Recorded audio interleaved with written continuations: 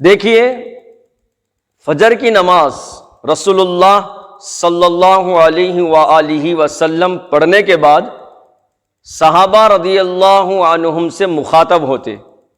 صحابہ اکرام مسجد نبوی میں بیٹھ جاتے، اللہ کے رسول صلی اللہ علیہ وسلم کی محفل لگتی۔ عام الفاظ میں ایک صحابی ہے حضرت ابو دجانہ رضی اللہ تعالیٰ عنہ۔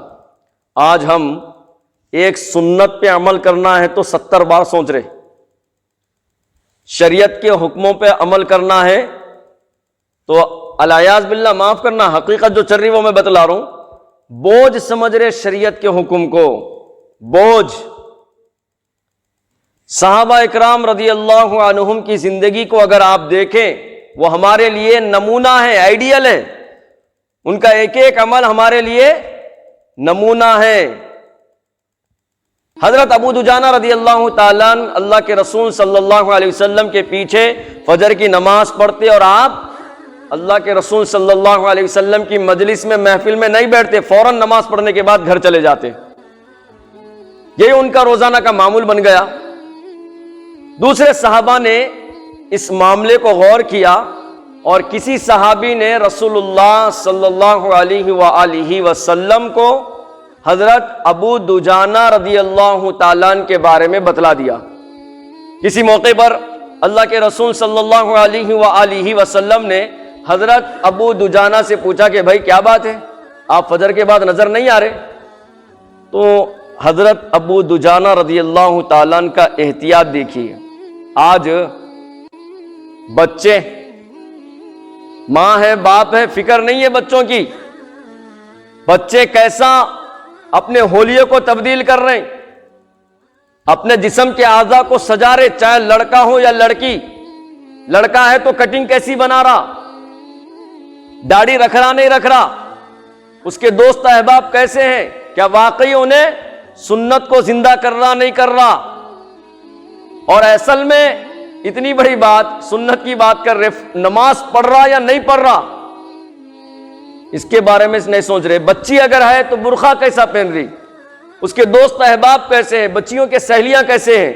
ہاتھ میں تو اینڈرائڈ موبائل دے دیا اور بول رہے ہیں چلو آن لائن تعلیم کرتے اپن، بول کے آن لائن تعلیم کے نام پہ اب کیا تو بھی کر لیندے، واٹس ایپ پہ چیٹنگ تو بھی کر لیندے، چاہے کچھ بھی کر لیندے۔ ماں باپ کوئی نگرانی نہیں کر رہے، حالات ایسے اسی وجہ سے پیش آ رہے۔ آپ کو معلوم ہونا چاہیے، 1 سال میں 5000 مسلم لڑکیاں غیر یعنی ہندوؤں سے شادی کر لی، صرف 1 سال میں۔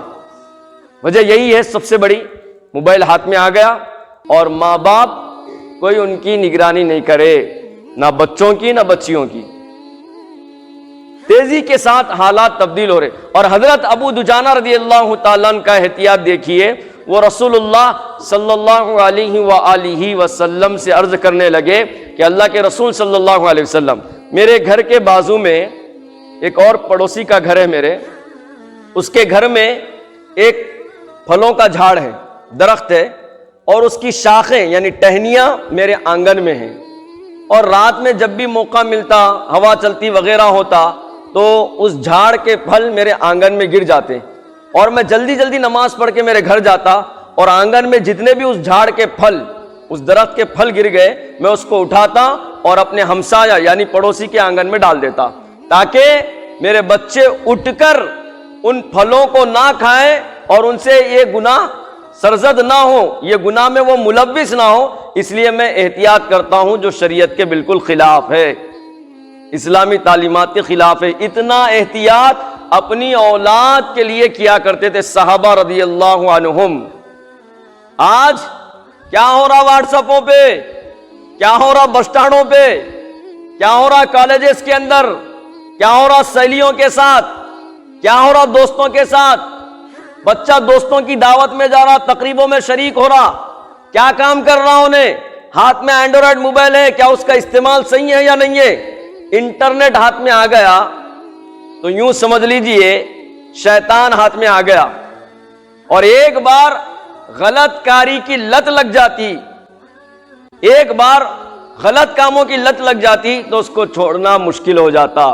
ایسے ہی واقعہ پیش آیا ایک 16 سالی لڑکی جس کی عمر صرف 16 ایئرس 16 سال ہے، اس کو پیٹ میں درد ہوا تو اس کو دواخانہ میں بھرتی کرایا گیا.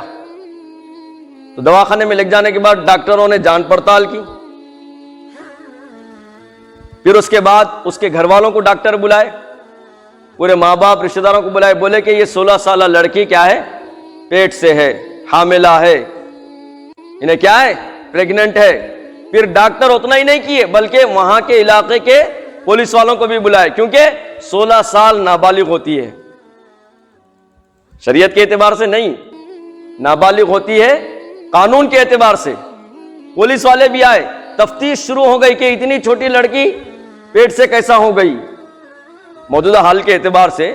تو بہرحال پوچھ تاچھ شروع ہوئی تو اس لڑکی نے جو بیان دیا، اخبارات میں وہ بیان درج ہے. میرے بھائی، اللہ کا واسطہ ہے اپنی اولاد کی نگرانی کرو، شریعت پر لے کر آؤ، سنتوں پر عمل کرنے کی پوری کوشش کراؤ، ورنہ پھر یہ یاد رکھ لینا اللہ کی پکڑ سے کوئی نہیں بچ سکتا، کوئی بھی نہیں بچ سکتا. آج مذاق بنا دیے سنتوں کا، مذاق، معمولی بات پر چھوٹے چھوٹے بچے کٹنگ نوز باللہ ایسی بنا رہے جو ایک حرام خور اور ایک سور کھانے والا اس کی جیسی کٹنگ رکھ رہے. خدا کا واسطہ ہے نگرانی کریے. تفتیش شروع ہوئی، پوچھ تاچھ شروع ہوئی تو اس لڑکی نے کہا کہ ہاں میرے ہاتھ میں اینڈرائڈ موبائل تھا، مجھے لت لگ گئی غلط ویڈیوز دیکھنے کی، بلو ویڈیوز دیکھنے کی، فحاشی ویڈیو دیکھنے کی، اور اس لت میں گرفتار ہوئی. اپنے چھوٹے بھائی جو 13 سال کا تھا اس کو ڈرایا دھمکایا، میں اس کے ساتھ منہ کالا کرتی گئی، اور اس وجہ سے میرا پیٹ میں جو بچہ ہے میرے بھائی کا ہے. یہ دیکھیے حالات، ایسے ایک نہیں سینکڑوں واقعات پیش آ رہے. اور ہم، یہ عبرت کا مقام ہے میرے بھائی، سوچنے کی بات ہے. اب اندازہ لگاؤ اس بات سے، تو خدا کا واسطہ ہے اپنی اور اپنے اولاد کی فکر کریں، جہاں تک ہو سکے پوری کوشش کرے کہ سنتوں کے مطابق زندگی گزارے.